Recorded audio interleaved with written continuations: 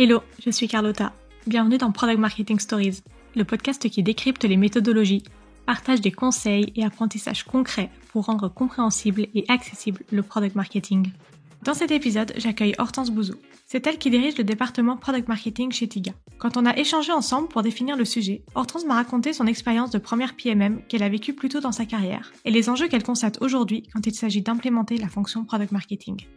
J'ai pensé que ces retours d'expérience pourraient servir à beaucoup de personnes, surtout dans un contexte où de plus en plus d'entreprises souhaitent investir dans le product marketing. Car quand on arrive comme premier PMM, il faut réussir à trouver sa place, à faire comprendre aux équipes notre valeur ajoutée, et surtout montrer notre impact.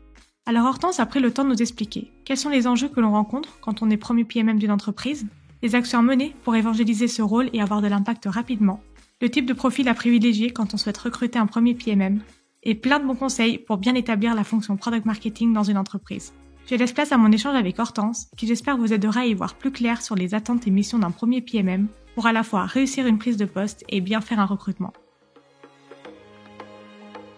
C'est vrai que quand les fonctions produits et marketing elles sont déjà bien établies, ça peut aussi être difficile de trouver sa place. Les équipes peuvent craindre le PMM empiète sur leur mission et c'est vrai que les frontières sont super fines en fait entre les différents métiers. Quels sont des conseils pour gérer cette situation et montrer que finalement, on est complémentaires ?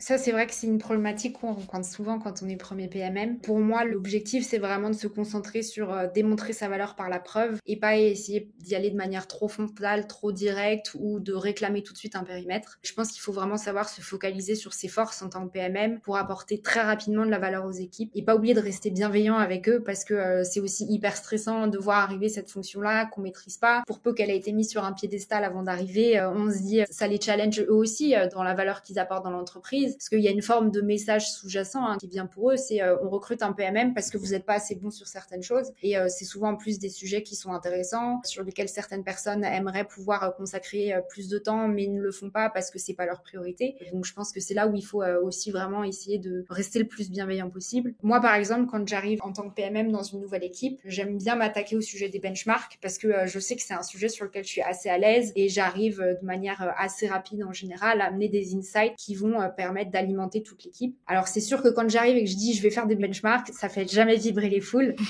Je les préviens juste que je vais me pencher sur le sujet. L'avantage c'est comme ils trouvent pas ça super intéressant, personne challenge trop non plus le fait que je me penche dessus. En général, je me contente juste de dire que j'ai besoin de m'approprier un petit peu les informations. Et moi, je vais essayer de me focaliser sur vraiment une vision haute, sur quelle est la valeur apportée au client par chaque produit. C'est plutôt quelque chose de relatif et subjectif. Je vais dire, tel produit, il répond à 80% à ce bénéfice client-là, et tel autre produit, il est plutôt à 70%, et donc en fait, il y en a un des deux qui est meilleur que l'autre. Pourquoi 70 ou 80, c'est pas très important. L'intérêt, c'est savoir lequel des deux est le meilleur. Et cette vision-là que je vais apporter, elle est souvent complémentaire de ce qu'ils ont déjà. Les PM, ils ont souvent fait des benchmarks, et qui sont généralement très focalisés sur la capacité du produit, c'est-à-dire ce que le produit fait techniquement parlant, et les limites techniques du produit. Et ça, c'est pas un niveau de profondeur dans lequel moi je vais, et je saurais pas forcément bien d'ailleurs comment le faire. Et du coup, l'avantage, c'est que moi, avec ce que je leur apporte, ça leur apporte vraiment un autre regard qui leur est hyper utile, et j'ai toujours eu des retours hyper positifs. L'important, après, c'est de l'accompagner aussi avec le bon storytelling pour essayer de leur faire identifier des choses que moi, j'ai vues dans mon benchmark, que je vois qu'ils n'ont jamais identifiées. Et à travers ça, mon objectif, c'est sûrement pas de dire je suis responsable des benchmarks pour l'entreprise, mais plutôt de leur montrer la valeur que je peux apporter sur le sujet, et d'imaginer qu'à la prochaine discovery produit, les PM viendront peut-être me demander de travailler avec eux pour les aider sur cette dimension-là, parce qu'ils comprendront la valeur que ça peut leur apporter dans les prises de décision.